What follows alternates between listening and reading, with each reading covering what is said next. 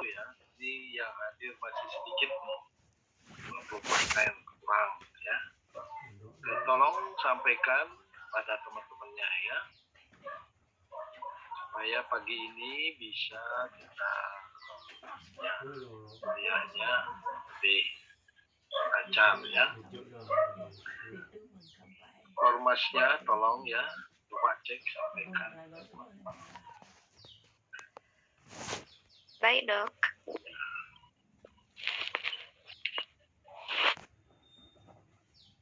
Timpalnya ada orang kira tak saya nyambung aja enggak dokter, bukan saya nyambung aja nyambung. Ya memang pertanyaan apa, gue tuh jawab gitu. Soalnya ada agak tuh ngomong kan besing S1 lagi lo anjir, S3 dokter profesor apa otak lu sih kerja ngomongin gitu bang ditanya saya masih gitu saya itu waktu itu ada ya mana takon timpalan gepir nyawab nih takon itu sebenarnya tagih jawabannya nih A nih tuh nih C cerna aja ya tuh orang kamu nih gimana sih kita ya kan saya maksud saya tuh jawab ini orang simpel sih dia jawabnya gede you know. Udah di grup tuh timpalan lu yang kewah lah C apa tuh bergaul aja anak borok terus kita tuh otak tuh yang kad kemau dan kad kemau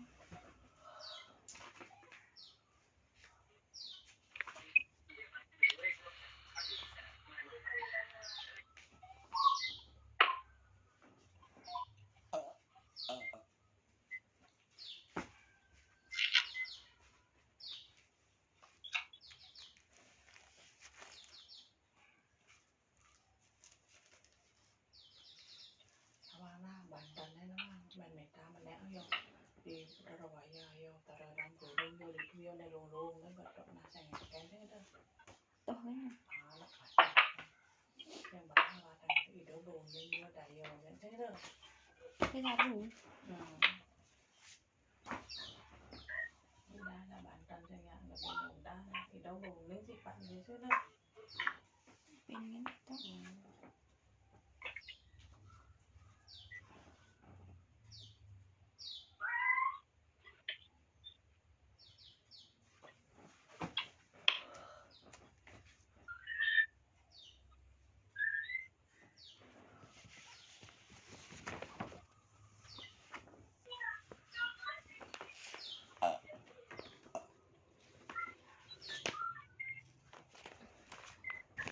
Jadi kuliah ini antara grup A dan grup B digabung ya. Sama C Pak. Sama C juga ya. Boleh.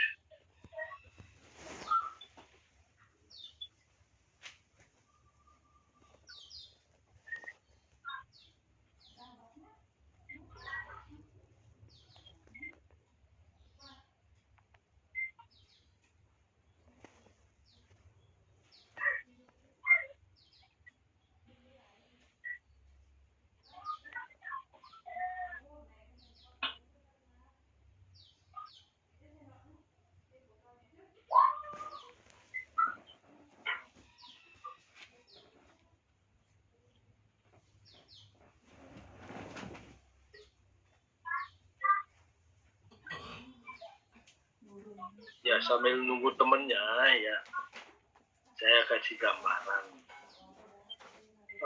Pagi ini akan kita berbicara mengenai keseimbangan cairan dan elektrolit.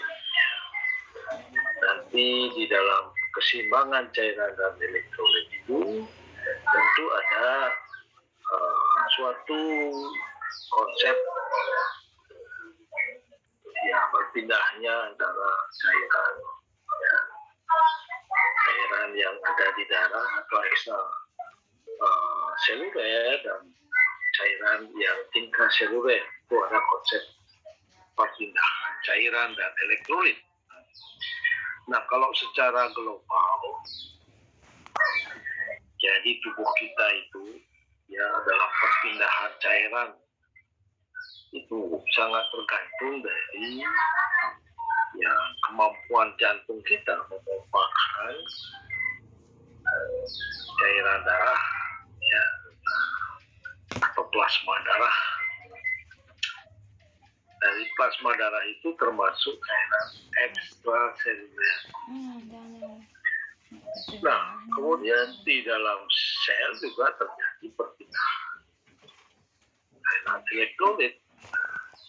Makanya ada di bilang intra dan ekstraseluler. Namun gambaran ini ya tentunya sangat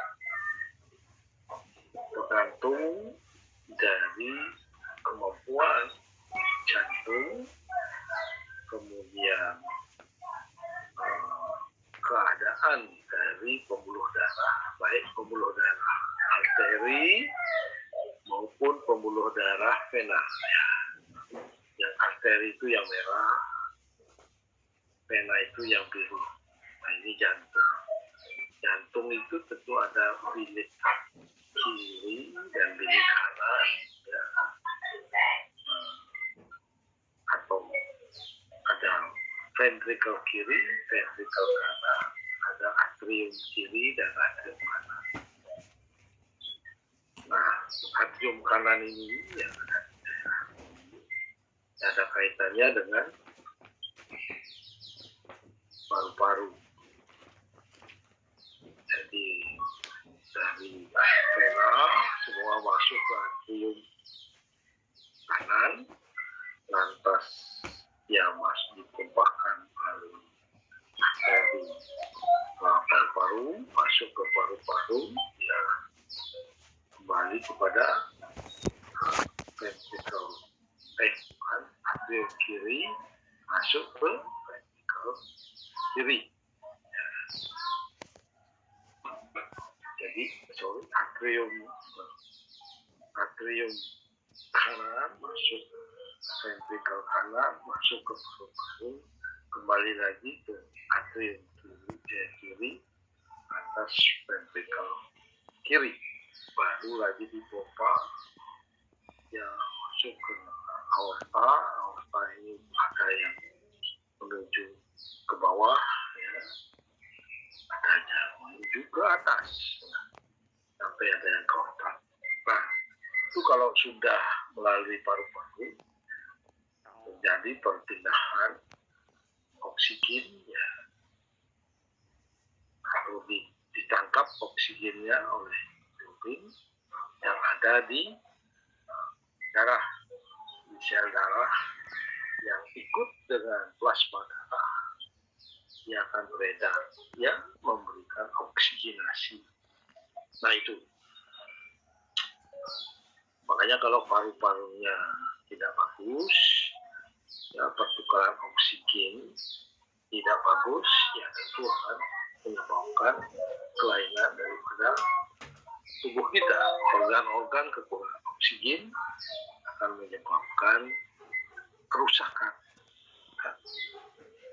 Apalagi kalau misalnya ya pembuluh darahnya buntu, ya, walaupun darahnya mengandung oksigen, tapi tidak bisa memberikan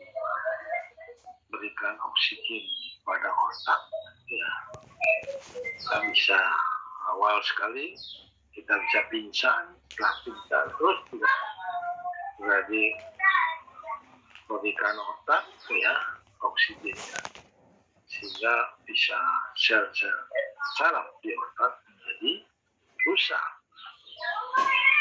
Nah, itu bisa namanya infak daripada sel saraf, bisa tertimbul namanya stroke, ya stroke oleh karena ya infak dari sel saraf. Nah, nanti itu ada hubungannya dengan obat-obatan stroke, ada hubungannya dengan obat-obat ya penyempitan pembuluh darah, ya. Nah, oke. Nah, jadi itu gambaran. Jadi cairan tubuh itu keseimbangannya ya sangat mempengaruhi tubuh kita. Nah, itu pegangan tadi ya. Jadi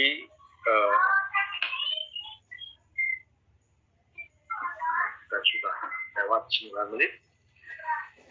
Saya akan lanjutkan ya. Jadi kuliah kita mulai.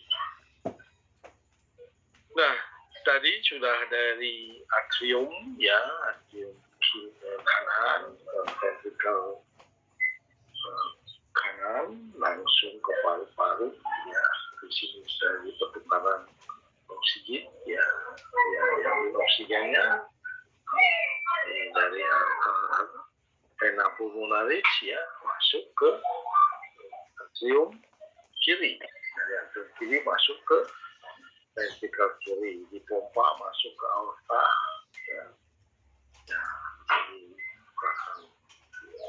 namanya aorta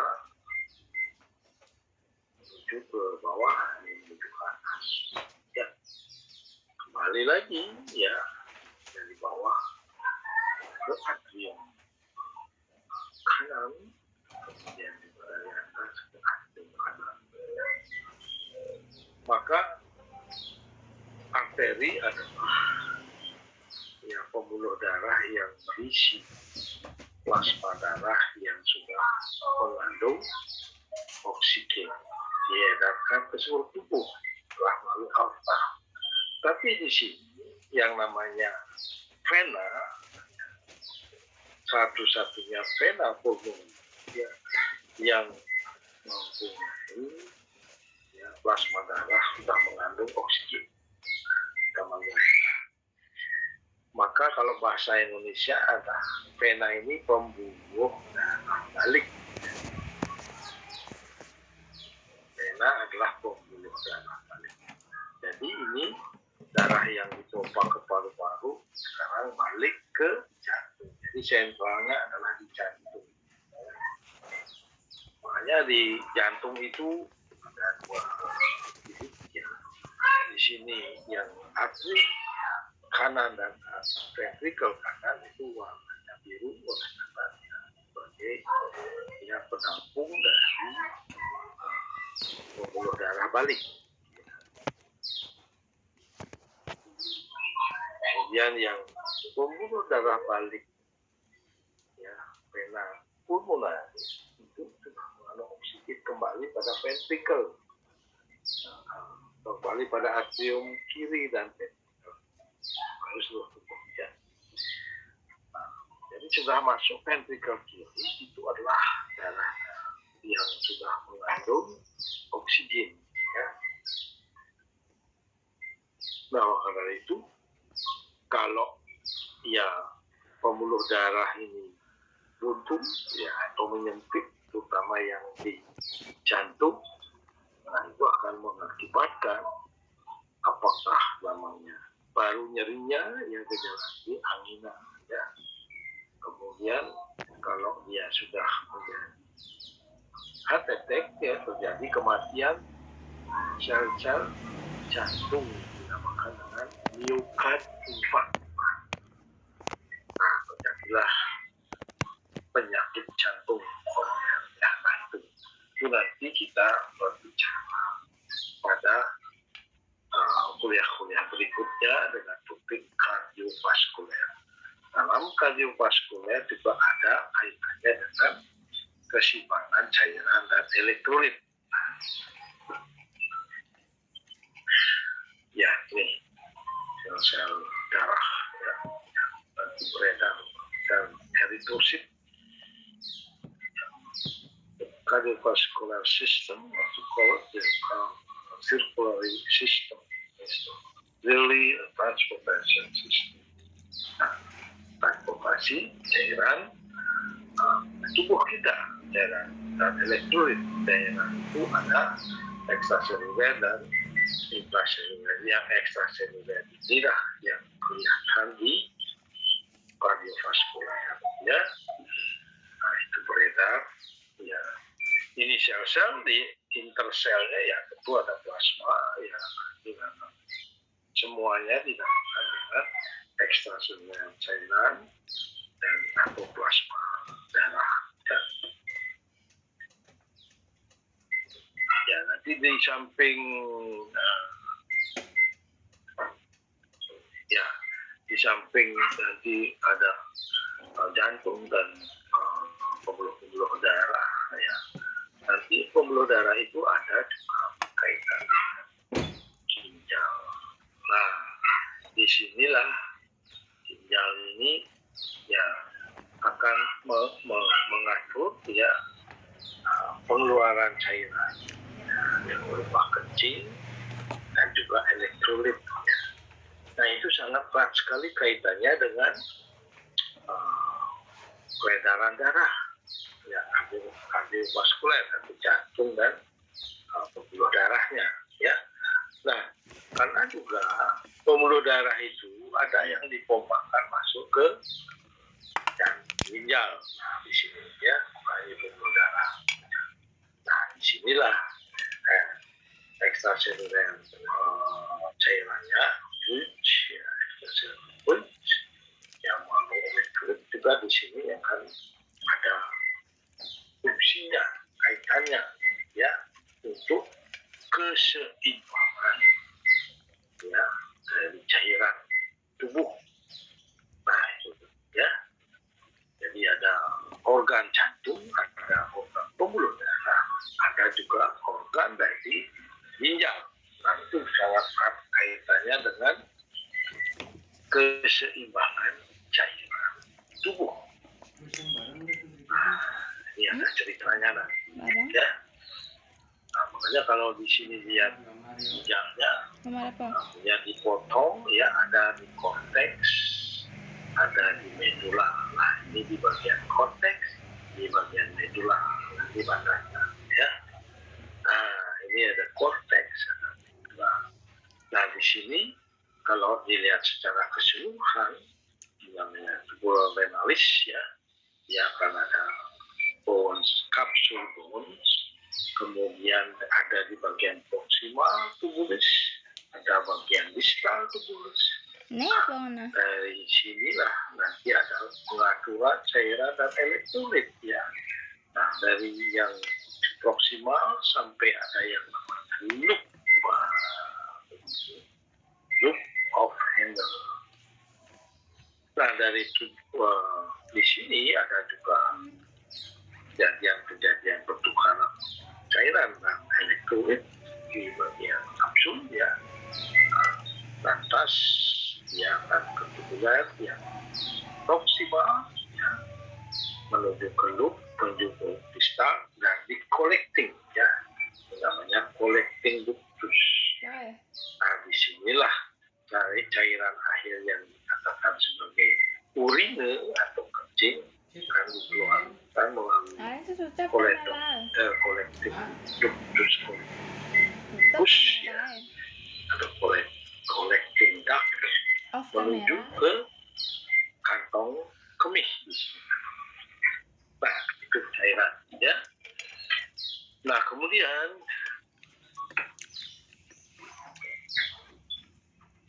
kita akan melihat air dan elektrolit secara lebih detail ya. Masukkan air dan elektrolit diperoleh terutama melalui makanan. Makanan itu kita penting sekali minum teratur dan makan teratur. Karena dengan keteraturan itu ya kehidupan cairan dan elektrolit ya atau situasi air dan elektrolit di dalam tubuh kita akan mudah diseimbangkan ya, karena kalau nanti kekurangan cairan akan merugikan dari tubuh kita sehingga fungsi daripada organ-organ bisa terganggu ya. Tetapi tubuh kita sebelum dia terganggu ada mekanisme ya, mekanisme pencegahan. Misalnya kalau dia kekurangan cairan ya, nanti akan ada timbul refleks haus, refleks di pusat haus hingga kita ada pikiran untuk minum. Nah itu hebatnya ya. Nah, ciptaan Tuhan itu luar biasa. Tetapi kalau berkali-kali terjadi kekurangan itu akan terjadi ya suasana yang berubah ya. Nah, sehingga organ itu akan tidak berfungsi secara optimal. Organ mana? Ya seperti tadi saya bilang, ya dalam melakukan keseimbangan cairan itu ada pada ginjal. Ya. Nah, kalau cairan itu tidak seimbang, bisa saja ya apa yang diedarkan oleh kardiovaskuler ya, tidak optimal sesuai dengan kebutuhan organ-organ yang berfungsi untuk menyeimbangkan dari cairan tubuh kita. Ya. Keluaran air dan elektrolit secara ekskresi dan secara evaporasi. Ekskresi ini melalui buang air kecil seperti saluran tadi ya, dan buang air besar ya, usus kemudian pelepasan. Kalau evaporasi melalui pernapasan dan kulit dalam bentuk keringat naik. Makanya ya ini kalau keringat ya itu kalau kita melakukan suatu aktivitas dia akan memerlukan energi. Sudah memerlukan energi, perlu adanya suatu metabolisme energi ya, baik dari glukose maupun dari protein. Nah, di sanalah keluar energi ya. Nah, untuk mengembangkan cairan itu ya, kalau dia ada metabolisme pasti memerlukan ya baik oksigen maupun hidrogen atau air atau elektrolit ya. Nah, itu akan terjadi perpindahan cairan dan elektrolit secara otomatis kalau masih normal ya. Maka kalau dia sudah ada aktivitas terjadi energi, makanan panas badan ya, dia akan mendinginkan badan kita ya melalui keluar adanya keringat. Ya. Jadi kalau uap air itu bisa keluar dari pernapasan. Tapi kalau uap air yang melalui kulit ya dia berupa keringat ya. Jadi berupa cairan keringat. Nah, di dalam keringat itulah ada elektrolit yang ikut seperti kalium dan klorid. Jadi keringat kita sebenarnya ya kalau dirasakan seperti garam karena mengandung NaCl ya. Nah, kemudian juga bisa melalui kencing ya, di sana juga akan ada elektrolit yang ikut juga keluar ya mengikuti cairan atau air. Jadi tujuan pembelajaran ini adalah dapat memahami konsep keseimbangan cairan dan elektrolit. Konsep keseimbangan cairan dan elektrolit dapat menjelaskan faktor-faktor yang memiliki cairan dan elektrolit, dapat menjelaskan faktor-faktor yang memiliki perpindahan cairan dan elektrolit, dapat menjelaskan pengaturan cairan tubuh, dapat menjelaskan pengaturan elektrolit, dapat menjelaskan variabel yang melalui keseimbangan cairan dan elektrolit. Ya. Nah, secara sepintas atau global, nah, tadi itu sudah saya katakan memahami konsep keseimbangan dan perpindahannya faktor-faktor yang mempengaruhi dan dapat menjelaskan faktor-faktor yang mempengaruhi perpindahan cairan. Perpindahannya itu saya katakan ya, karena ada ya beberapa konsep ya. Dapat menjelaskan pengaturan cairan tubuh. Sekali itu ada di paling banyak pengaturannya ada di ginjal ya. Nah, tujuannya nah seperti ini ya. Cairan tubuh pengertiannya, cairan tubuh adalah air yang berada di dalam dan solut atau zat terlarut yang terdiri dari elektrolit. Ya, cairan tubuh itu adalah air yang ada di dalam tubuh, yang mana air itu sudah mengandung elektrolit yang larut di dalam air itu sendiri. Nah, yang larut elektrolit itu adalah seperti natrium, kalium, kalsium, magnesium, karbonat, sulfat, fosfat, bikarbonat, dan ada yang non elektrolit seperti glukosa, ya, asam urat, kreatinin, dan iodin. Nah, jadi air tubuh ya, tentunya mengandung terdiri dari air dan elektrolit yang larut di dalam air tersebut. Dan ada juga yang non elektrolit seperti asam urat, kreatinin, dan lain. Nah, ini nanti di dalam kita melihat kesehatan tubuh kita, kita juga akan melakukan suatu pemeriksaan laboratorium ya terhadap elektrolit ini, ya, karena nanti akan terkait juga dengan obat-obat yang kita pergunakan. Kalau misalnya adalah diuresis, kalau misalnya dosisnya terlalu berlebihan, bisa saja akan menyebabkan elektrolit itu tidak seimbang. Nah, apa namanya, hipokalemi atau hiperkalemi, dan apapun yang berlebihan itu akan menyebabkan ya gangguan dari organ kita atau kesehatan secara umum, ya. Nah, itu pengertian dari cairan tubuh. Nah, coba kita lihat di sini.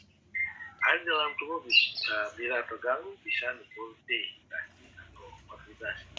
Kalau kekurangan air bisa dikatakan dehidrasi. Namanya kekurangan air bisa saja ada tidak seimbangnya elektrolit. Kemudian juga over dehidrasi, yaitu kelebihan.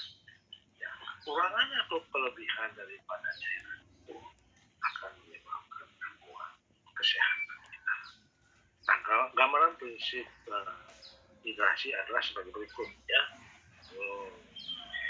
Jadi kalau dehidrasi bisa menyebabkan adalah puls, ya, tadi itu meningkat, ya, tekanan darah menurun, kemudian sekian tubor elastis daripada kulit akan menurun, kemudian eyeballs, ya, bola mata akan lunak, ya, jadi tekanannya akan menurun, saking, ya, mukus membran kering, jadi mulut terasa kering. Nah, itu nanti ada refleks haus, ya, yang bisa. Tapi kalau dia sudah keadaan dehidrasinya sangat berat, dia tidak bisa minum, maka tetap harus dehidrasi dengan infus, ya. Hematokritnya meningkat, serum sodium, ya, meningkat, ya. Mood meningkat, kemudian output menurun. Nah, itu kalau dehidrasi. Yang bagaimana? Apalagi yang bisa keluarkan kalau dia sudah dehidrasi. Dan yang lebih gawat adalah dehidrasi dibandingkan overhidrasi. Ya. Ya. Nah, kalau overhidrasi yang banyak ada yang normal, ya, seperti tadinya normal, tensinya ada normal atau bisa meningkat, ya. Kemudian sel tubuhnya meningkat. Kalau dia bolanya normal, tidak merasa kering, ya. Kemudian juga mood reaksinya. Jadi yang terganggu di sana ya hanya terjadi peningkatan dari skin tubor, ya, ya, seperti bengkak, seperti rutin, ya. Kemudian menurunnya hematokrit dan serum sodiumnya menurun. Cinta nabung ibu ya. Jadi karena dikembalikan dengan yang ada. Nah itulah konsep dehidrasi.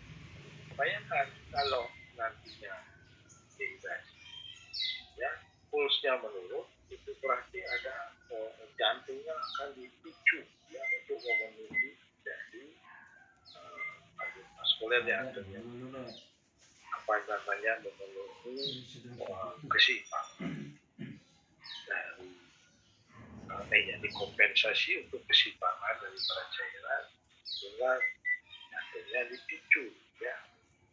Nah namanya aja dipicu, ya bisa saja akan menjadi lemah karena tidak ada yang dipompakan ya, sehingga tekanan darahnya menurun. Kalau ada yang dipompakan ya itu tetap akan normal peredaran darah, kecuali ada gangguan pembuluh darah. Pembuluh darahnya tidak elastis menjadi ya membuat dan jantung sangat dibebani. Kalau lama-lama ya itu jadi tidak kuat, maka orang dehidrasi harus cepat direhidrasi ya, karena akan mempengaruhi daripada jantung ya. Hubungan nadi dan tekanan darah ini sangat tergantung dari kemampuan jantung kita memumpahkan daripada cairan tubuh ya. Jadi konsep dehidrasi dan dehidrasi ya. Jadi kalau dehidrasi tidak cepat ditangani, akan pasti ada kemungkinan gangguan pada jantung ya. Nah di sini saya katakan tadi ya, dehidrasi ya terjadi salivanya menurun, mulutnya kering ya. Nah itu ada stimulasi pusat haus ya. Nah ini masih bisa dikompensasi sehingga kita rasa haus pasti minum ya, minumkan air. Yang paling sering terjadi, yang paling sering Anda rasakan, coba kalau sudah Anda berjalan cukup jauh ya, sudah keluar keringat, sudah napasnya ngos-ngosan, ya pasti mulutnya kering ya. Makanya orang jalan kaki ya tentu harus diberikan minum supaya rasa kering ya pada mulut dan taring itu tidak enak sekali ya. Makanya perlu coba ya, kalau Anda sudah dahaga ya boleh minum airnya, itu enak sekali rasanya ya. Ya tetapi kalau ada suasana yang sangat panas dan faktor ya, situasinya panas sekali, badan kita menjadi bisa hiperterikrik ya. Kemudian kita minum air dingin cepat-cepat, tidak seimbang karena suhu bisa waktu baru minum itu sering menimbulkan sakit dada, kaget ya. Nah itu makanya minumnya harus ya, kalau itu air dingin ya sedikit sudah adaptasi ya bisa paham ya. Nah ini namanya regulasi pemasukan cairan ya. Dehidrasi ada, nah ini konsep osmolaritas darah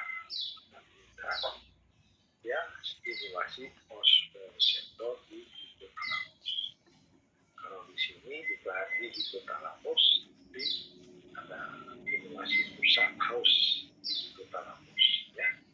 Kalau di ginjal ya volume darah menurun, tekanan darah menurun, produksi renin naiknya, sel-sel kita belum punya kapsul lurus ya.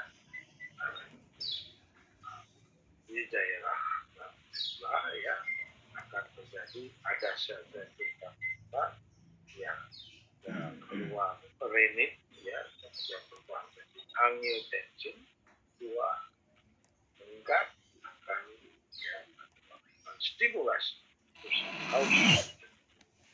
Nah, jadilah seperti itu. Kembalilah cairan tubuh ya. Nah, itu konsep yang harus. Nah, kemudian keseimbangan air dan elektrolit ya. Keseimbangan cairan tubuh dan elektrolit normal adalah akibat dari keseimbangan dinamis antara makanan dan yang masuk dan keseimbangan yang menyebabkan batasan sistem organ. Ya. Memang kita untuk tadi dari konsep keseimbangan air itu yang berdasarkan mana sebagai yang pusat kepala pos ada osmolaritas sektor, kemudian di kepala pusat dan pusat juga haus, dan di ginjal ada proses arterinya menjadi dua yang rehidrasi sehingga menjadi keseimbangan ya. Jadi itu juga dinamis ya. Jadi keseimbangan dinamis antara makanan dan minuman yang mana di organ-organ itu akan jadi proses, maka di situ ya keseimbangan dinamis antara makanan dan minuman itu akan masuk dalam tubuh kita. Keseimbangan yang merupakan ya tadi apakah jantung, apakah ginjal, kemudian ada itu bukan banyak ya.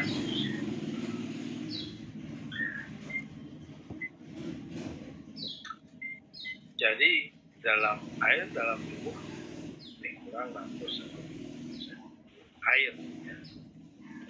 Dari 1% dari berat badan manusia, dan 2/3 darinya merupakan intrasel. Makanan itu berada di intrasel ya. Air tubuh dalam kondisi seimbang pada berbagai kondisi kehidupan lain. Ya, nanti bisa dibaca ya. Saya kasih ya apa namanya slide-nya, bisa belajar ya. Memang yang kita intik itu ya yang masuk ke dalam tubuh itu dalam cairan itu bisa dengan drinking water from food, water oxidation, atau disebut oksida cairan ya. Nah ini kesimpulan. Oke, baca. Keperluan air dan elektrolit dipengaruhi oleh aktivitas fisik. Asupan makanan diperkirakan 1 liter kalori yang dimakan ya. Jadi asupan makanan untuk cairan dan ya. Kalau 1 liter itu dimakan untuk 1000 kalori. Manfaat air dan elektrolit. Kalau kita tidak tahu manfaatnya, ya kadang-kala kita abai ya terhadap kebutuhan air. Apalagi wanita, kadang-kadang dia salah persepsi. Oh, kalau banyak minum air akan menjadi bengkak. Padahal yang ideal dari organ kita itu harus seimbang. Makanya tadi kan ada catatan berapa cc kita harus minum setiap hari. Dan juga kalau apa namanya aktivitas yang di sini ada kebutuhan kalori. Tentunya kalau betul perlu 1000 kalori kita harus ganti dengan 1 kalori dari asupan makanan atau minuman. Nah, sebagai pelarut nutrien dalam tubuh dan mengangkut nutrien ke sel-sel tubuh kita, membantu sistem keseimbangan cairan tubuh, berizinkan pembukaan dalam membrana sel dan asupan. Jadi manfaatnya ya sangat penting sekali. Ya sebagai pelarut nutrien, coba pikir kalau tidak ada air, nutrien itu bahan yang bergizi ya dari makanan atau dari apa yang kita kalau dia kurang sehat, ya nutrien ini tidak bisa dibagikan ke seluruh tubuh. Nah, dan kemudian protein, karbohidrat, lemak, sehingga kalau nanti dalam masa pertumbuhan ya kita sangat membutuhkan protein dan lemak. Itu kita pertumbuhannya bisa ya membantu sistem keseimbangan cairan itu. Kita harus tetap jaga keseimbangan. Tadi ada yang kekurangan cairan ya sudah ada mucosal membran di tubuh kita menjadi kering ya. Nah, itu keseimbangannya ya. Jadi mengizinkan permukaan membran sel menjaga suhu tubuh. Bayangkan kalau kita aktivitasnya tinggi tapi tidak bisa keluar keringat, wah badan kita akan lebih panas ya. Jadi panas tubuh kita tidak bisa dikeluarkan melalui ya sekali uap melalui pernapasan ya, keringat. Ya. Setelah kita keluar keringat, ya, kulit kita kan dibasahi. Nah itu menunjukkan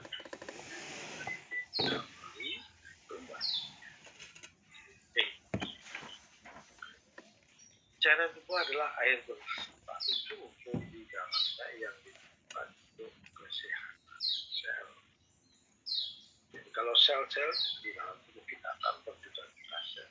Kalau itu tidak sehat, ya badan kita tidak sehat, organ kita tidak sehat, untuk fungsi daripada organ itu akan tidak optimal dan tidak dapat kesehatan.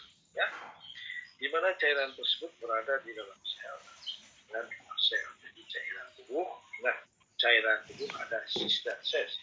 Jadi cairan intraseluler dan extraseluler.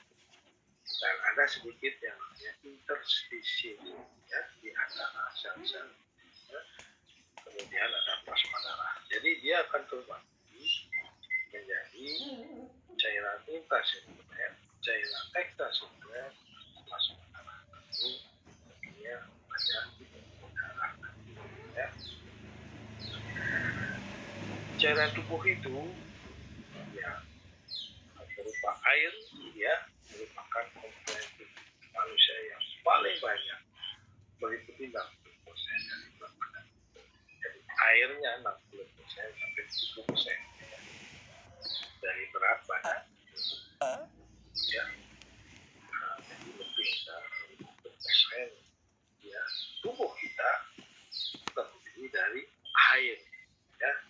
Nah, komposisinya ada plasma itu 90% air, lebih besar 90% air. Pada kulit kotor, organ internal, pada kulit, pada kotor, organ internal itu 70%, 80% air. Tulang sedikit 22% ya, air. Lemak 10% ya.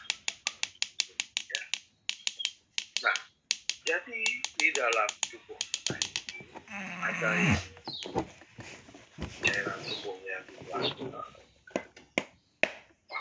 sel, jangan di makanya kulo dikatakan di intrasel ada ngoyangan sih berpikir ya. Kulit, otot, organ ya. Organ internal apa saja ya, usus, limfe, kemudian hati, jantung, sama bersuara, dia berpikir ya, dan juga pembuluh darah. benar cicing mau dia melayar jak melayar dia nih ya bukannya anak ulung bener. Kemudian yang keras tulang itu juga. Distribusi cairan tubuh ya. Cairan yang eksternal terdiri dari cairan interstisial ya, mengisi ruangan yang berada di antara sebagian di atas persen. Cairan intravaskular itu terdiri dari plasma sel, bagian cairan limfe yang mengandung air tidak ya. Cairan limfe itu ya juga bukan cairan darah ya. Cairan limfe itu ada di rongga limfe, ada diedarkan melalui usus ya, saluran limfe ya. Darah yang mengandung substansi leukosit, eritrosit, dan leukosit sel-sel ya.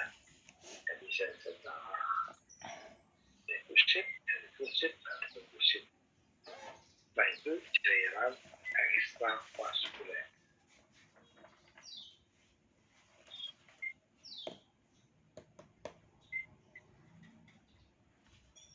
Di sini ada cairan ekstra sel, cairan intrasel,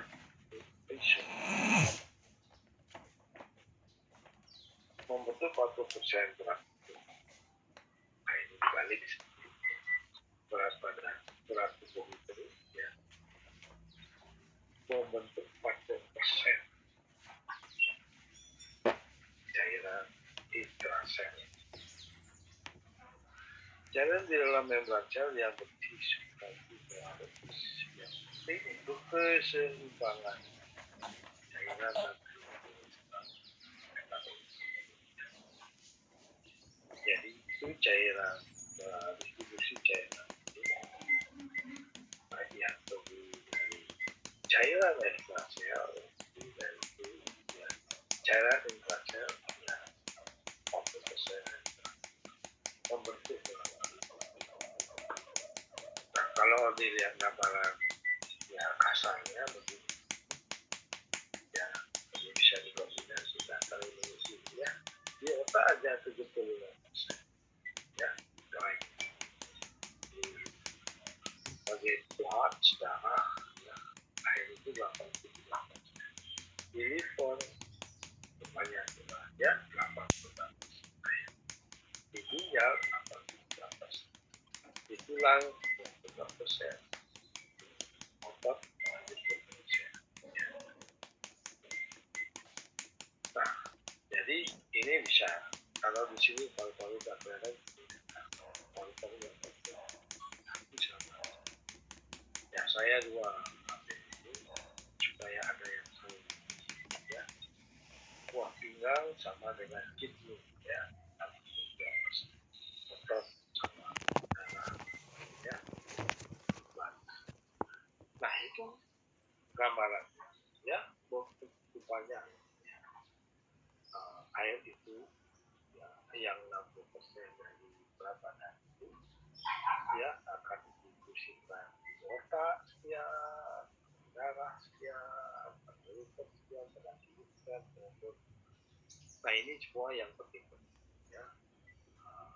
Kalau ini yang kekurangan, ada dehidrasi secara keseluruhan ya, tentu ini semua akan berkurang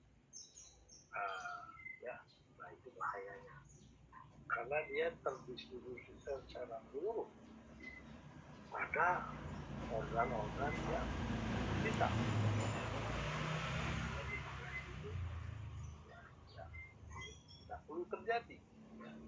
Maka ada asupan air yang cukup ya.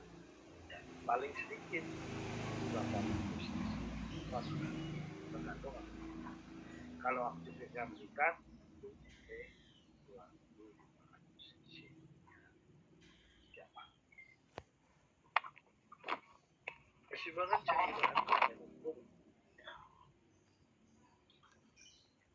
membran sel mengandung alat transportasi mulai pada perpindahan cairan ya.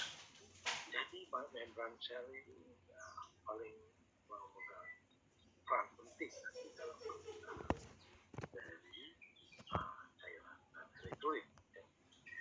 Alat transport berupa protein yang mengatur penyeberangan ion positif dan bahan baik melalui membran sel tersebut.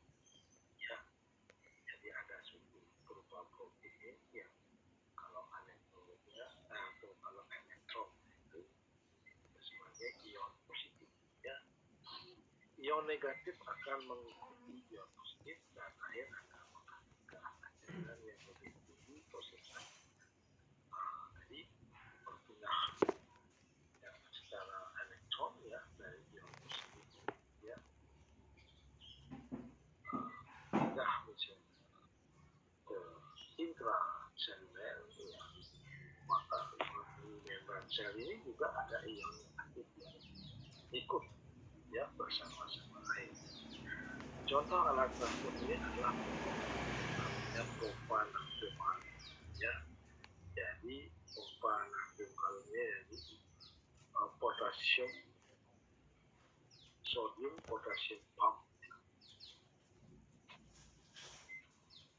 Suatu enzim yang memompa dan keluar lebih cepat daripada proses difusi biasa. Dan difusi apa ya? Jadi kalau difusi biasa bandingkan dengan ya sodium kalium pump ini ya dia akan lebih cepat oleh karena dia memakai energi dia ya energi. Jadi pompa ini secara aktif mempertukarkan natrium dengan kalium melalui membran sel. Dengan demikian mempertahankan tingkat konsentrasi masing-masing elektron. Pompa ini menggunakan ATP fosfat sebagai sumber energi dan enzim natrium kalium ATPase guna melepaskan. Jadi ini suatu enzim. Pompa ini menggunakan ATP sebagai sumber energi. Dan enzimnya namanya natrium kalium ATPase. Jadi jadilah energi ya untuk menggunakan cairan dengan konsep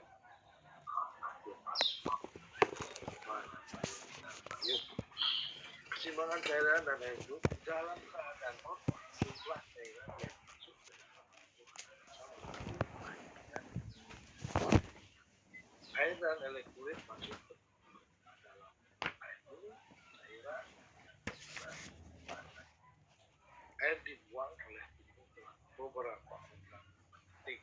Sudah disampaikan ya ekspresinya itu seperti melalui kencing atau urin ya ginjal ada melalui kulit dan evakuasi ya keringat ya dari pernapasan berupa uap. Nah ini ya yang itu ya pasti haus ya tapi ini jangan bermanfaat ya untuk kesimbangan dan pengaturan. Pengaturan osmotik di perantara oleh hipotalamus, pubis dan terus kita. Jadi di sini hipotalamus ya di sana ada pusat haus ya jangan haus. Nah itu kita minum ya, supaya seimbang. Jangan ada menahan haus. Kalau tidak ada air, misalnya di gurun pasir, ya itu akan terjadi ya bisa kekurangan air, maka itu harus berbekal air. Karena di sana akan tersisa, sudah kering tenggorokannya, ya tidak ada air, ya kita sudah haus. Ya. Nah, kemudian tidak ada rehidrasi, kan terjadi dehidrasi. Nah itu gangguan. Ya, jadi pengaturan osmotik diperantarai oleh hipotalamus, hipofis, dan tubulus ginjal. Ya, antidiuretik hormon adalah hormon yang disintesis di hipotalamus dan disimpan di hipofis. Ya, hipotalamus juga mempunyai osmoreseptor yang juga terhadap osmobilitas darah dan pusat massa haus. Nah, itu ya, di samping pusat massa haus ada konsep lain lagi yang mengenai ya feminin angiotensin system ya. Itu ada di ginjal, di sel-sel jumlah glomerulus.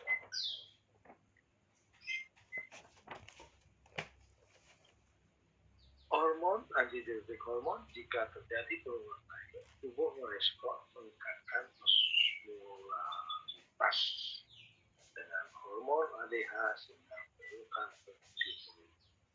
Jadi di sini antidiuretik ya, antidiuresis hormon namanya antidiuretis berarti tidak terjadi kencing ya, dia ditahan kencing, bukan manusianya yang menahan kencing. Di sana sudah terjadi dinamika yang otomatis ya, karena ya. Kemudian ada hormon aldosteron merupakan mineraloprotein yang diproduksi oleh korteks yang fungsinya mengatur keseimbangan kulit terutama natrium dan kalium. Nanti pada obat-obat hipertensi ya akan juga terlihat fungsi peranan keseimbangan. Ya. Jadi kalau yang namanya aldosteron itu berada di korteks adrenal ya. Ya, jadi di itu ada korteks dan di suprarenalis ada hormon adrenal ya, ada di korteks dan ada di medula. Yang korteks inilah menghasilkan mineralocorticoid yang dia akan mengatur keseimbangan itu sama natrium dan kalium. Yang makanya ada obat untuk mempertahankan daripada pembuluh darahnya, maka dia akan mencegah pengeluaran daripada natrium. Ya. Pada pemeliharaan keseimbangan cairan, ginjal berfungsi untuk mengontrol volume cairan ekstraktif dengan mempertahankan keseimbangan garam. Garam itu kan natrium HCl ya, untuk membantu mempertahankan tekanan darah dalam pengerjaan darah. Kalau volume dari cairan ekstraktif ini bisa dipertahankan, ya tentu tidak terjadi penurunan tekanan darah.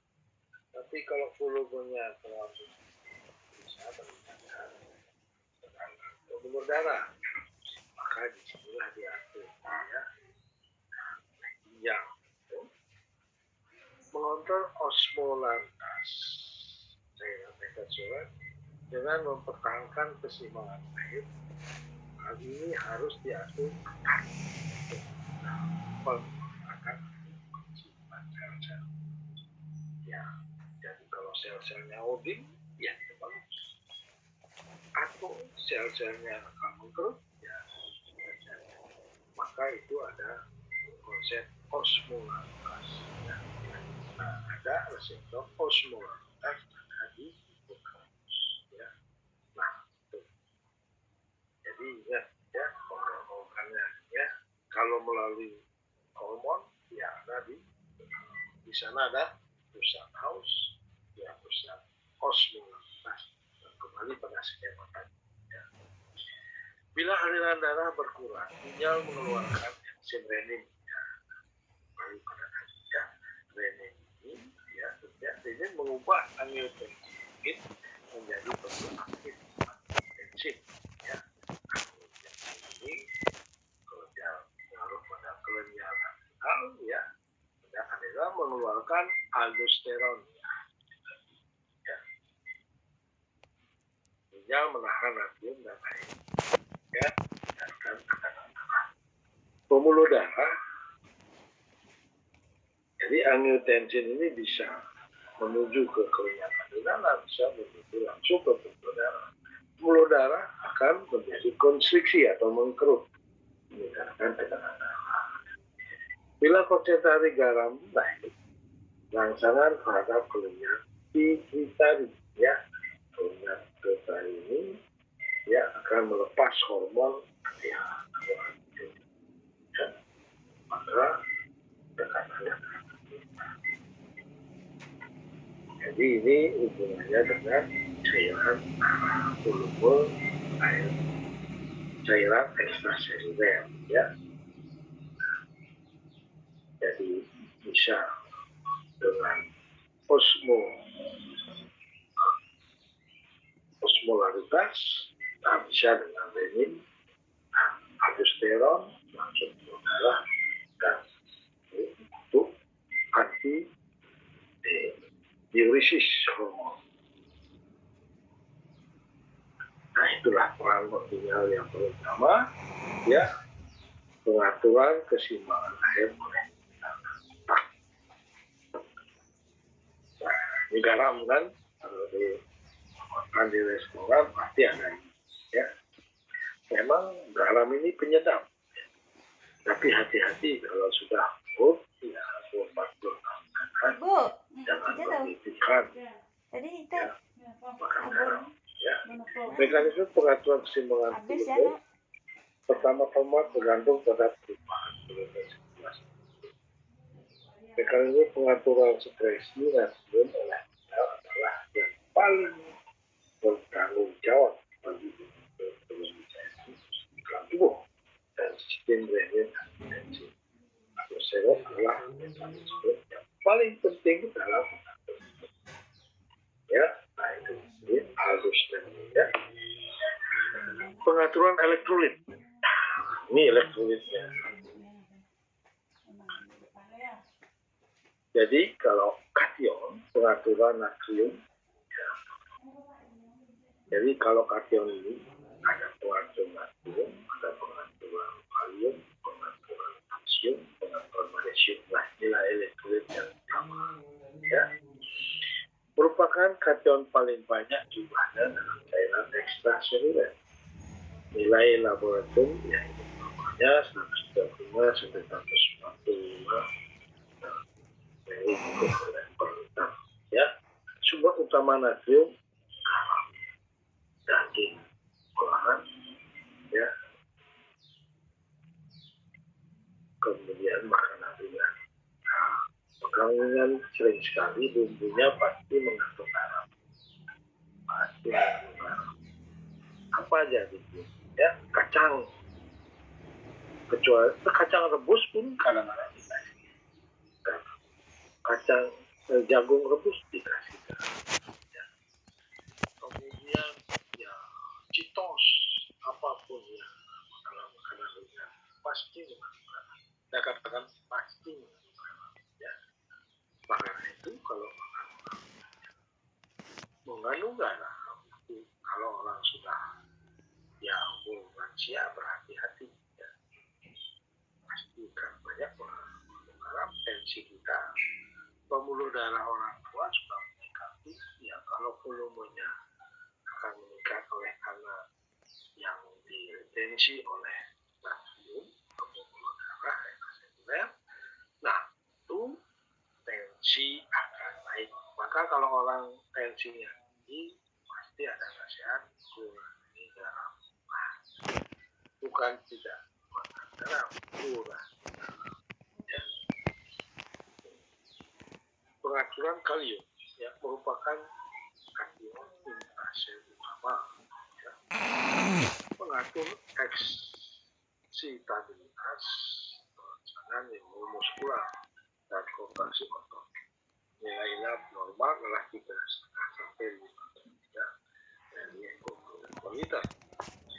Kalau kalsium, ya, yang keliru adalah kalium dan kalsium, ya. Ya, biasanya kalsium ini ya kita pasti tulis dengan C, ya. Kalsium bahasa Indonesia, ya. Kalau potasium ya itu pakai K, isolir pakai P, potasium, kalsium sangat berbeda, ya. Ia berfungsi integritas dan struktur membran sel. Produksi jantung yang adekuat, modulasi, pertumbuhan dan pembentukan tulang, relaksasi otot. Nilai labnya adalah protein. Jadi kalsium ini itu di sini juga integritas dan struktur membran sel, ya, konduksi jantung. Pada konduksi jantung ini ya, sangat memerlukan kalsium, apalagi pembentukan tulang. Tapi kadangkala ya kita tidak hirau bahwa orang-orang sakit jantung itu ya itu sebenarnya dalam menjaga ritme daripada jantung itu perlu elektrolit kalsium. Makanya biasanya ini natrium, kalium, kalsium, magnesium di dalam ICU itu pasti diukur. Ya. Kalau terjadi hipokalemi, apalagi hipokalsium, itu akan tidak, konduksinya akan pernah. Nah, itu pentingnya ya kita mempelajari daripada elektrolit ya. Pengaturan magnesium penting untuk aktivasi enzim, neurokimia dan eksterilitas otot. Nilainya 1,5. Nah, di sini lihat, di sini ada otot ya. Jadi karena di dalam otot itu berkontraksi, saya sangat memerlukan elektrolit ya, terutama dalam konsep kalium, natrium, ya. Oke, ini pengaturan elektrolit ya. Di dalam ini membran sel, kamar membran sel, ya, fosfolipid bilayer, ini fosfolipidnya, ya. Ya, ini ada hidrofilip, ya, yang ada yang saja harus di dalam hidrofilip, ya. Kalau ini hidrofobik, ya, memang dia tidak akan ada larutan hidrofilip di sini. Nah, disinilah akan terjadi pertukaran, ya, perpindahan di antara plasma dan cairan. Di sini, perpindahan cairan dari dalam ke ruang interstisi disebut ultrafiltrasi karena air, elektrolit dan zat terlarut lainnya ya, kecuali protein plasma dan sel darah dengan mudah menembus membran kapiler. Ya, nah, memang kapiler itu tentu dalam, nah itu lain ya.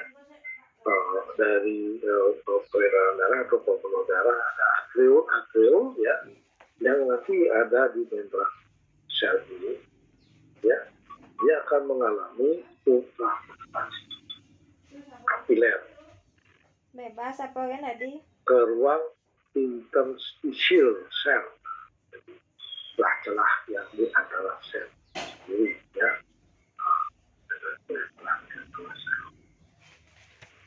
Oke. Perpindahan itu juga ada ultrafiltrasi ya. Perpindahan air di antara sel cairan intraseluler dan cairan intraseluler ditentukan oleh kekuatan osmotik. Harus diingat bahwa osmosis adalah perpindahan air menembus membran semipermeabel ke arah yang mempunyai konsentrasi partikel tak berdiskusinya lebih. Ya.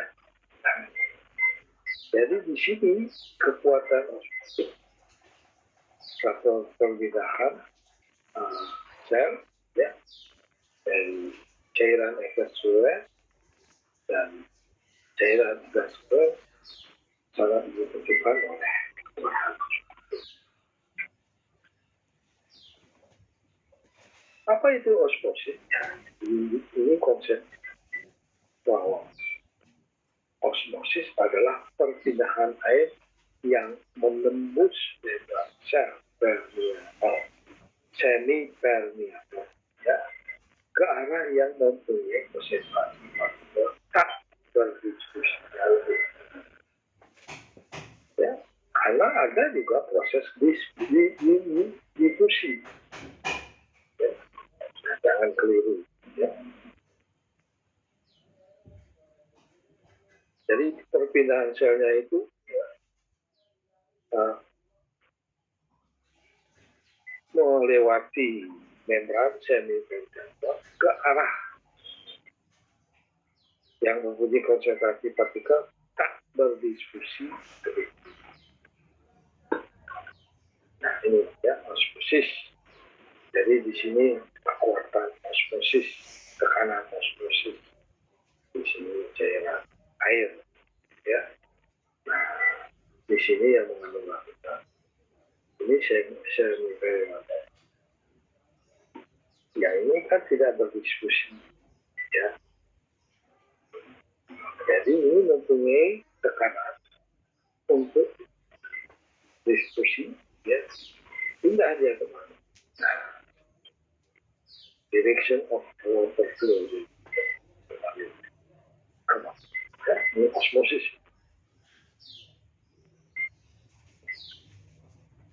Nah, berarti di sini mengandung suatu cairan yang mempunyai ya sifat tidak berdiskusi. Memang mempunyai sifat diskusi, tapi di sini yang lebih kemampuan karena ya.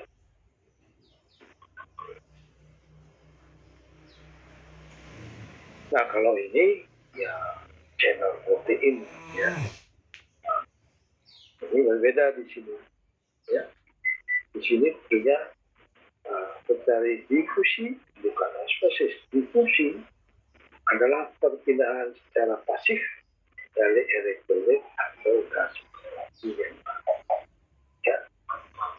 Perpindahan terjadi dari area yang memiliki konsentrasi tinggi, jadi konsentrasi menuju area yang memiliki konsentrasi lebih rendah. Jadi di sini konsentrasinya lebih, ya, melalui channel protein dia akan berdifusi ke kadar yang lebih. Jadi tadi sudah bicara mengenai difusi, osmosis, bersifat filtrasi. Oke? Terima kasih. Kalau yang filtrasi adalah perpindahan cairan itu melewati membran yang disebabkan oleh perbedaan tekanan.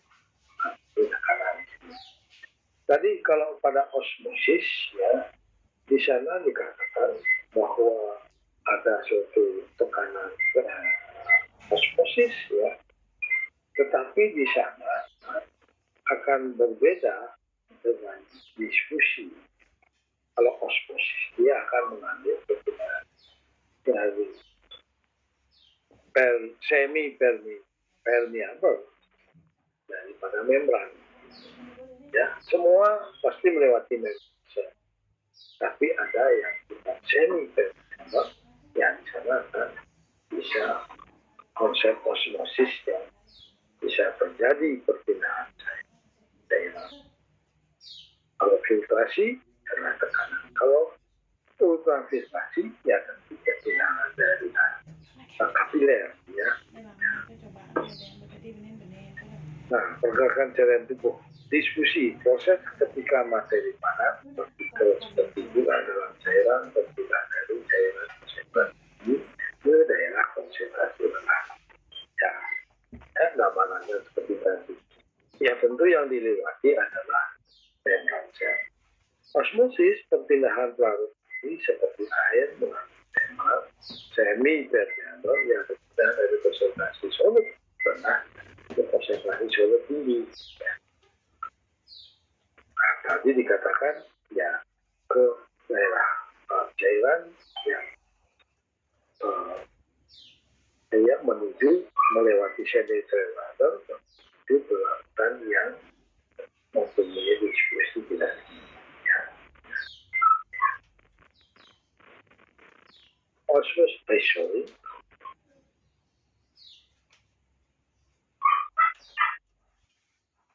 konsep daripada osmosis bergantung pada konsep tadi sulit.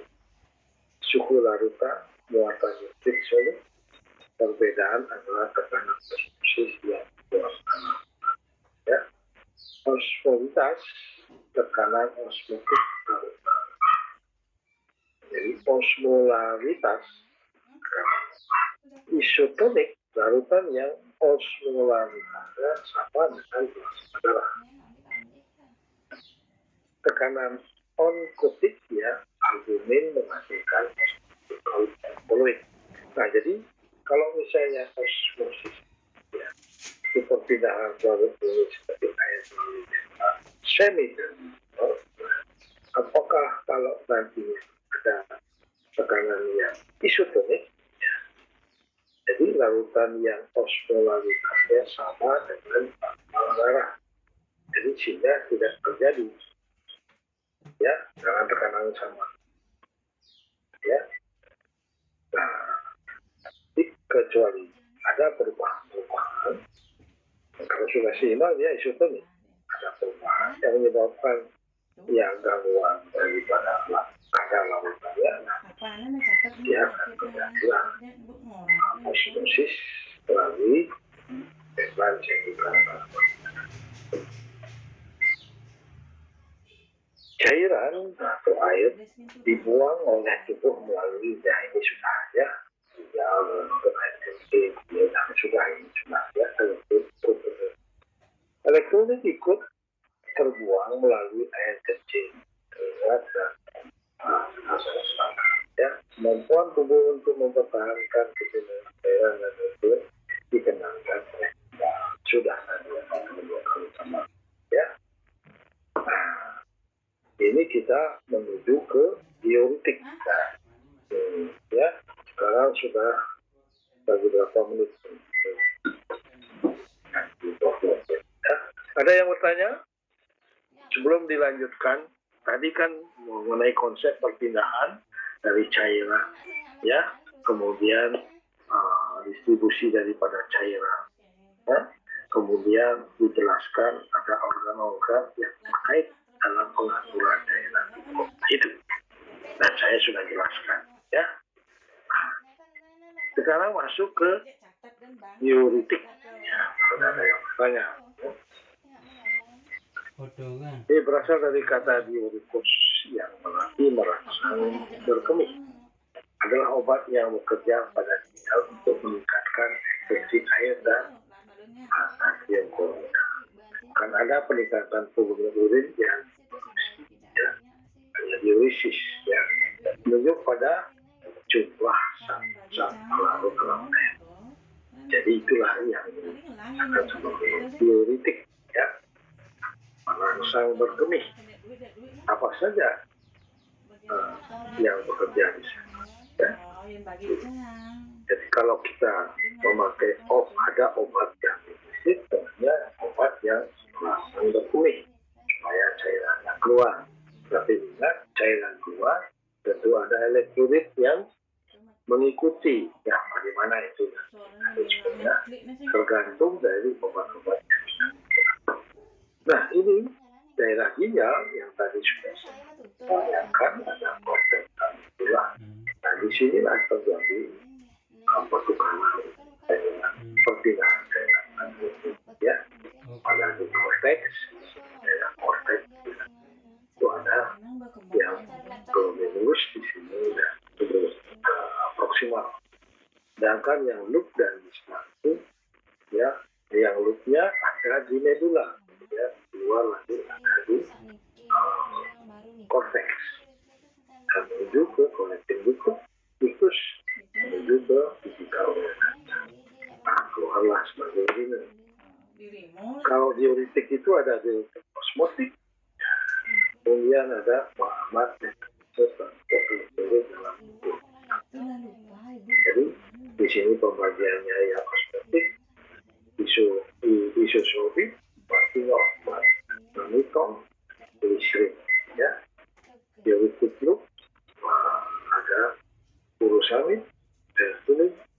asam evakulat metanik.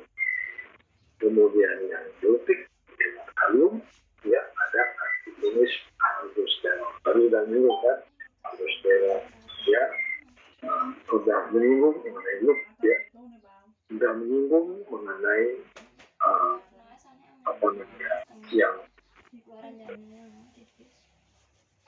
penghambat daripada natrium yaitu diasid, ya, diasid penghambat karbonik. Nah, kalau yang diasid itu daerah kedua distal, proksimal, ya, proksimal distal. Nah, ini dengan gambar ini Anda akan bisa pelajari obat-obat teoritik itu, ya. Nah, ini penting sekali supaya orientasi daripada logika kita itu akan terlihat di sini, ya. Seperti tadi ada obat-obat yang natrium peroksida, ya, itu ada di proksimal, ya. Nah, khusus yang di belum lulus kapsul glucosamine, ya, itu adalah yang jenis osmotik biotik, itu glycerin, isosotik, dan yang osmotik, ya. Kemudian yang karbonik anhidrasi, ya, karbohidrat, ya. Kemudian yang loop diuretik, ya, bekerja di daerah loop yang distal, ya. Jadi nanti bagaimana mekanisme kerjanya akan bisa kita bahas. Ada juga yang diasid, ya, diasid diuretik, ya, yang berupa klorotiasid, hidroklorotiasid, ya, nah, golongan tiasid. Nah, ini bagian distal. Ya. Potasium sparing diuretik, ya, seperti aminorid, eplerenone, spironolactone, spironolactone terkenal, ya. Itu yang bekerja di loop inspirasi menggunakan itu adalah yang bumetanik, hetakritik asid, furusamid. Jadi kalau secara umum furusamid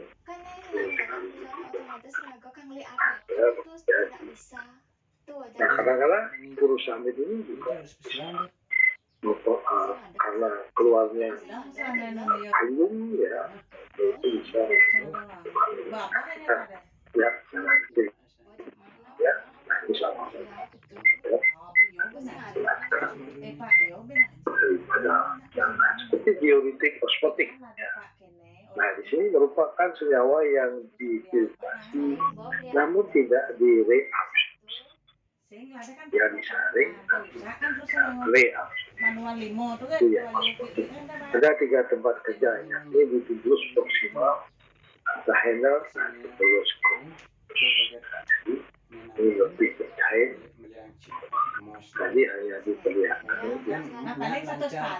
tempat kerjanya pada proksimal saja, padahal dia di anterior bisa dan tubulus kompleks. Nah, di sini, ya, prosesnya adalah seperti ini. Itu maksudnya diefekkan dalam jumlah yang sama dengan air, ya, menggunakan pada edema teori dan kadang-kadang untuk mempertahankan urisis selama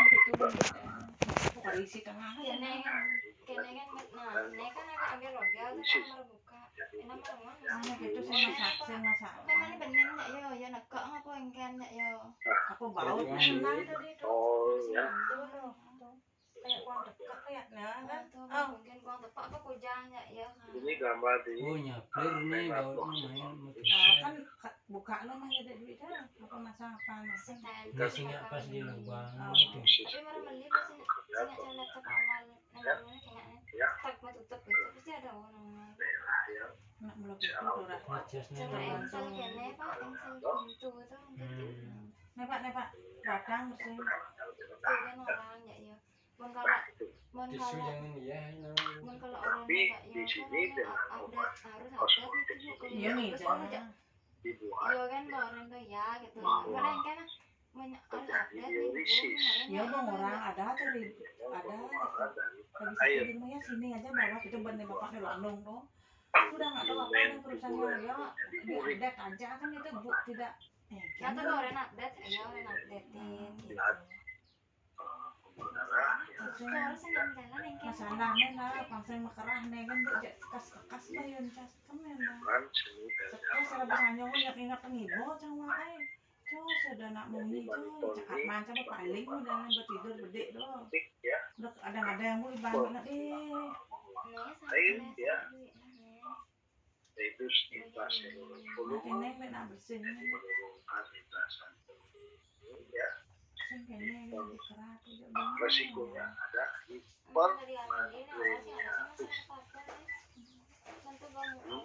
karena airnya biasanya racun itu berkaitan dengan air ya tapi airnya dikeluarkan itu nantinya akan tahan ya kemudian ada inhibitor karbonat aktivasi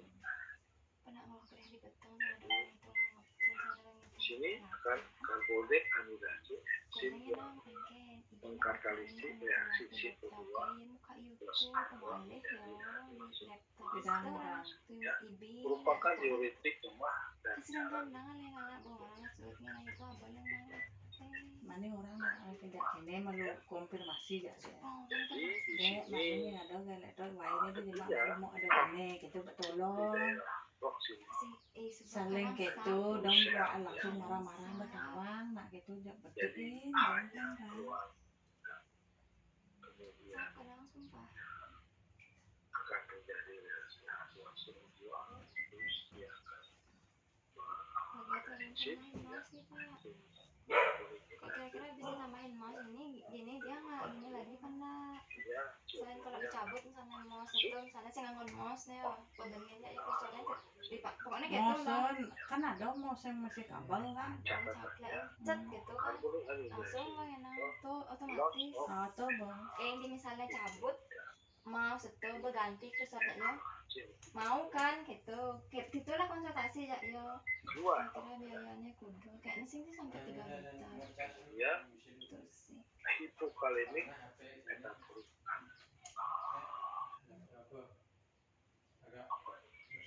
acidosis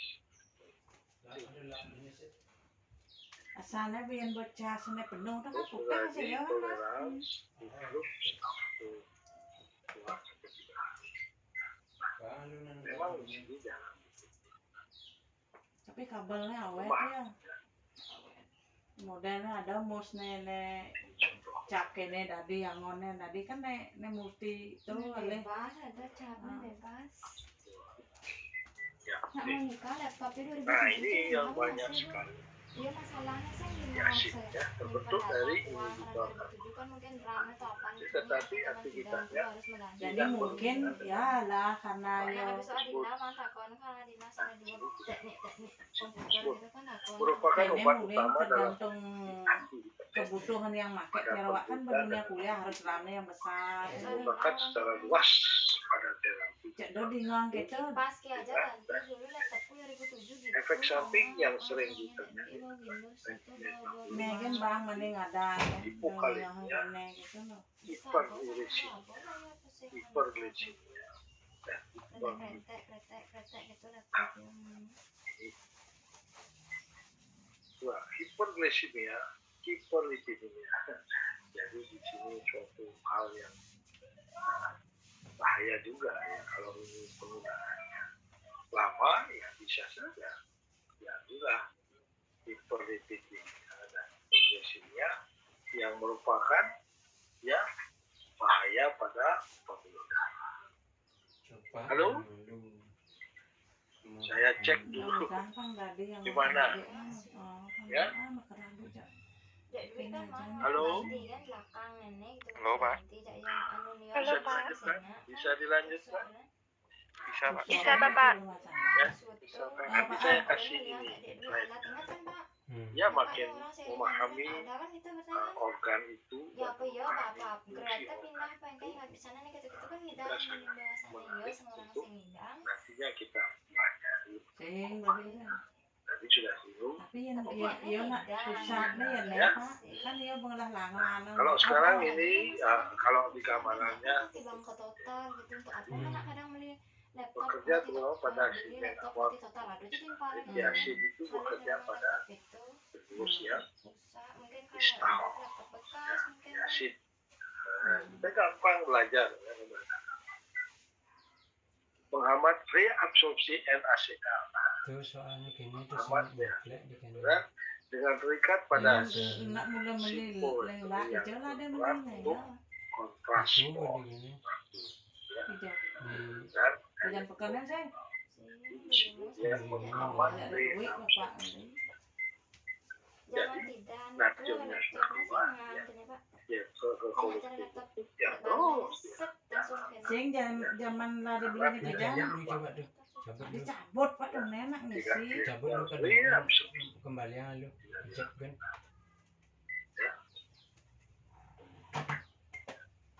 Kemudian terjadi peningkatan ekspresi CL dan klor dan natrium disertai anion. Beban natrium yang meningkat dalam tubuh bisa menstimulasi pertukaran Na dan natrium dan hidrogen, meningkatkan sekresi dan menyebabkan hipokalemi dan kaliosis. Jadi hipokalemi reaksi dos natrium kalau gitu kan air buka aja ya hipokalemi bersih yang pokoknya kayak laptop kaliosis dan increase calcium reabsorption. Ya, itu kalsium melalui kanal kalsium sih kayaknya ada diserap ya. ada solusinya sih ya Nah itu dari diasid yang sangat banyak. Sekarang diuretik itu ya yang terkenal adalah urusamin. Ya, diberikan secara oral untuk mengurangi penyakit dan baru pada dan diberikan secara intravenous pada baru. Tadi sudah cerita ya ventricle itu ya tentu ya makan daripada darah ya. Kalau itu terjadi gagal berarti ada stagnasi ya, stagnasi daripada cairan ada pada atrium ventricle, kemudian juga pada vena pulmonaris ya, Orang pindahan Pak dok ada uang. efek pada pasien dengan kebutuhan efek samping yang terus terjadi ya hiponatremia, hipokolemi, hipotensi dan hipokalemi. maksudnya bagaimana Ya. Penggunaan obat golongan ini secara berlebihan dapat menimbulkan ketulian yang tidak dapat dikendalikan. Ya. Nah, ini gambaran dia di loop kristal. Ya. Jadi di sini akan bisa loss of water, hipokalemi, metabolisme proses dan increase calcium. Increase calcium loss. Jadi kalsium juga loss. Di kalsium dan magnesium loss. Ya, natrium apalagi, kalium apalagi tidak terjadi reabsorpsi.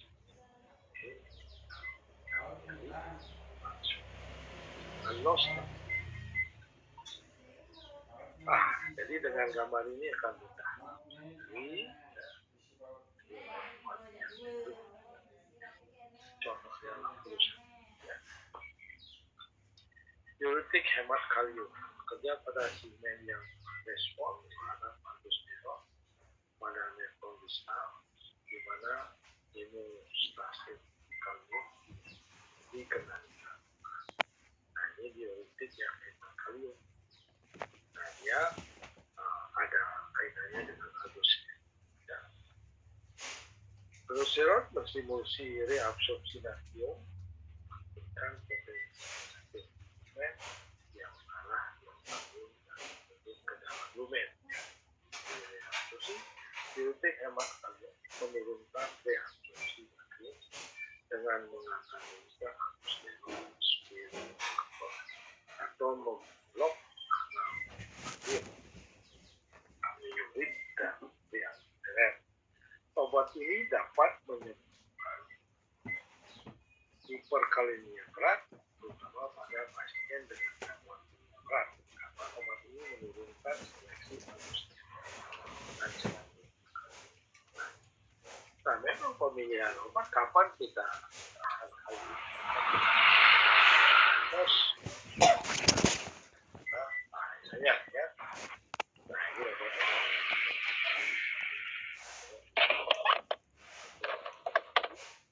Anda akan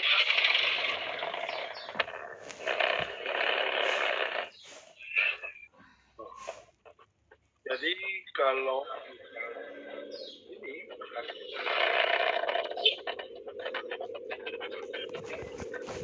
respon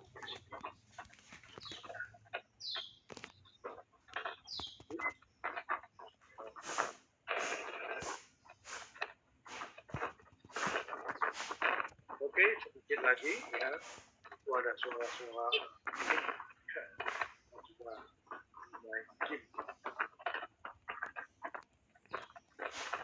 ada yang bertanya? Halo?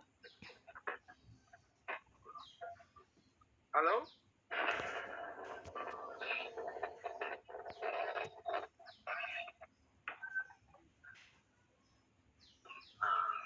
Coba suara-suara yang itu dari mana itu ya? Itu masuk. Oke, saya lanjutkan sedikit lagi ya. Spironolactone merupakan jenis lemah secara kognitif blok ikatan. Di sini menggunakan cuma pada Klang Dewi nih just sih. merupakan prioritas memang lumen pada mengisi kanal natrium dan aman perbandingan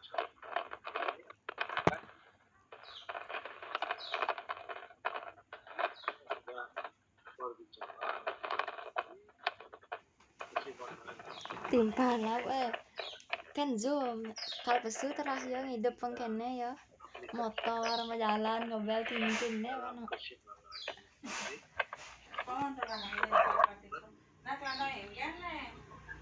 tuh nih putih memang ada efek kalau dilihat dari cara kerjanya itu kalau dialisis itu fokus pada fungsi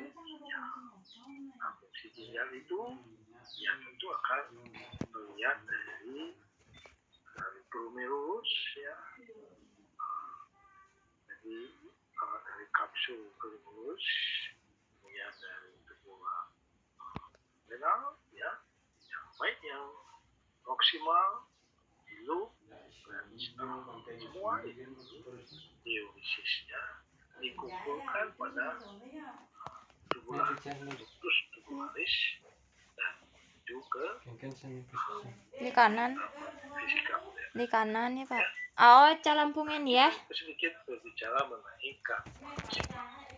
gangguan cairan, tidak simpanan isotonik, tidak simpanan osmolar, cuma oh di kanan paling jadi ujung yang depan ini sudah bicara ya, ini jarang sekali di simpanan. Tapi yang anak tekankan di sini isotonik, osmolar, ketidakseimbangan elektrolit ya, itu ketidakseimbangan natrium, kalium, kalsium, magnesium. Jadi sudah saya tunjukkan bahwa nanti kalau memakai obat-obat diuretik ya pada golongan apa saja itu nanti kelihatan yang mana bisa ada efek samping ya, hipokalemi, hiponatremi, dan juga dari gangguan Simpel ini. Ininya lah simpel nih. Ketidakseimbangan asam basa nanti ada ya. Adik tomen kan apa sin fluorin deh. Ya semua. Dan alkalosis. Sana biru karena kan. emodin kan Jadi ada Merah acidosis dulu. respirator. Oh, sing nol to kan lah. Respirator Oh, juga ada. bedek na to ra hisennya sih. Cah Itu sebenarnya adalah gangguan yang terjadi. Apakah terjadi hubungan ini? mana sudah Pak nya dalem Kali ini ceplok bisa ngareng lah. atau alkalosis. Aduh, ini bensin Lumayan. mesek kartu perhatikan. Ketidakseimbangan isotonik ya, sudah bisa dibaca Nah, lagi ya, keseimbangan kekurangan ini. volume cairan terjadi saat air dan elektrolit Buka. Tinggal lah Buka. Wah, isotonik Apanya berarti bukan? sama tonik tekanan Ini ada. Ini itu bakat. Ayo nah. tekanan osmotik wis 100 ya oh tuh bio bang yo jadi bekal Oke, tuh untuk. baca saja ini sindrom berulang ketiga Wis, kekurangan volume cairan adeng nak mau kerpet tuh. biasanya disebabkan oleh Oh, tuh tuh lah ya. kecil dan Pelumas, minyak mesin tuh ngono sing. Lapi dan lah ini aja tuh. makanya penting sekali Nena, pada nena luka-luka karena itu saya nggak bes ada betul. suatu teknik Aduh, cek yo bang ada nih, enggak Pusing dong. pusing kan pak. Jadi jalannya sudah lah di sini nya. tidak terjadi Ngomong di darurat, kayak gitu loh. sehingga akan terjadilah kekurangan volume cairan seluler. Ketidakseimbangan osmolar, jadi ketidakseimbangan isotonik, ketidakseimbangan hiperosmolar, itu terjadi. Suara itu mos. Jadi kehilangan air tambah Kursornya naik ke seket. elektrolit. Mosnya di sisi mana mos dah. Bukan mau saya sekat krusor. Boleh, Pak. Diabetes, Orang Karena itu panah itu. Pak. acidosis, Iya sih pak orang nebo. Kursor diuresis, itu batas. Ini kata kan ini itu Pak. seperti Nih pak, diabetes. ini kan Kecil itu ya pentingnya tidak kan nak misi mos begitu sa. Nenek kan pasang ngono. Kursor. Bu ya Bapak. ada semangat hipososmolar terjadi kehilangan cairan berlebihan polidipsi Nah sama awam tuh, orang sih begitu perjalanannya sih. Itu awalnya ada nih kalau mau kabel zaman bidon Dan asupan cairan berlebihan pusat mau nikah bisa juga Nih kan ngono. iya sanggup Dan pidan be kene baksing ngat yang ilnya padahal ngono. sana over 2 tahun lalu deh kalau aku Asing ya nak konang keto nang pidan arah jangan kana. bakal suruh Intine nih kan bapak karena merasa kursor. haus terus Dorang aman benih aja. cara anggonnya psikis organ haus Niki Sing ya udah para ini makan beli laptop tuh gitu kan orang tuh haus berarti blank-blank tulis itu kan sing ada coba nih kan. ketidakseimbangan isotonik awalnya ada sih memang si tulisan ketidakseimbangan mereka tuh volume ya cuman apa lihat error ngisi Mungkin tuh ya kursornya sing berjalan. Oh, orang kan tuh ini kan ada tuh bu malah hidup tuh buka misi ada nih selam misi tulisan mbak ada tuh nih klik aja nya tuh belasnya hubung cara ada nak pegat tuh pak. Oh, mungkin lah Kenang. tengah nih ya.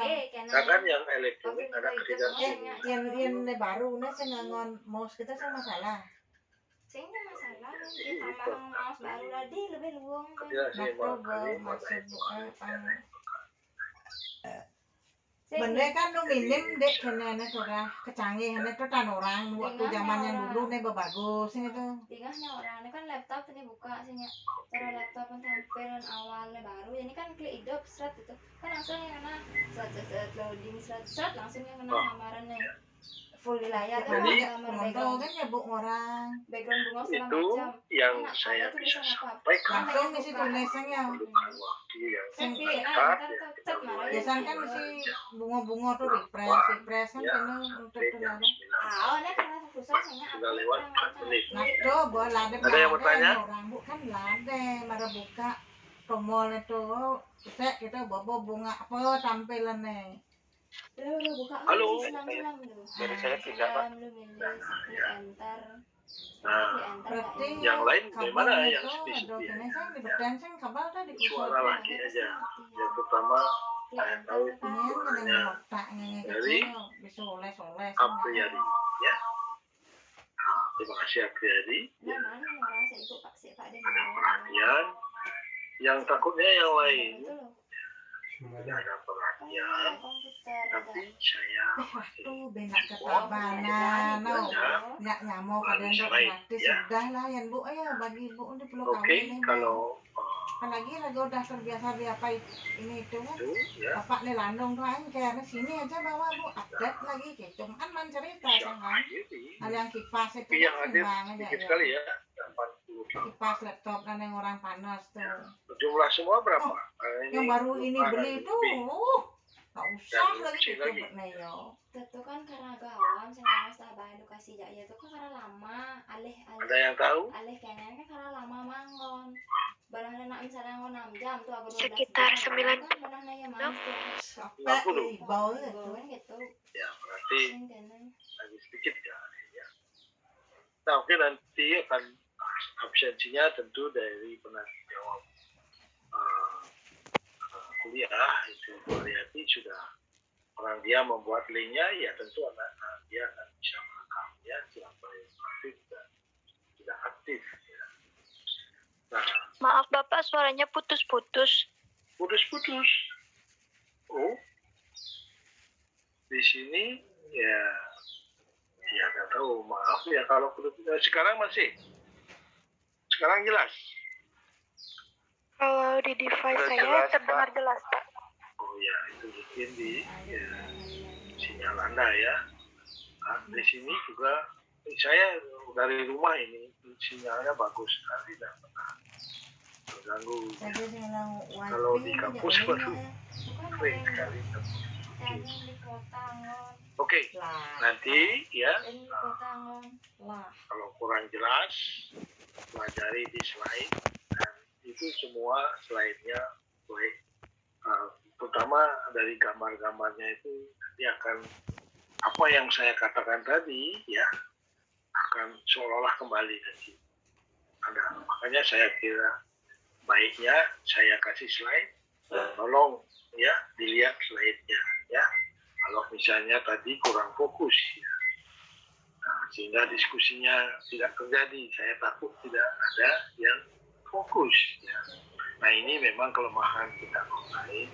Saya tidak tahu bagaimana ekspresi Anda menangkap kuliah saya. Jadi kalau offline ya tentu saya bisa melihat ekspresi daripada mahasiswa.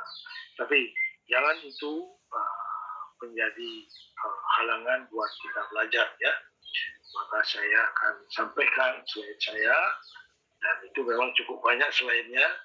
Anda akan sangat bermanfaat kalau itu memang dipelajari ya.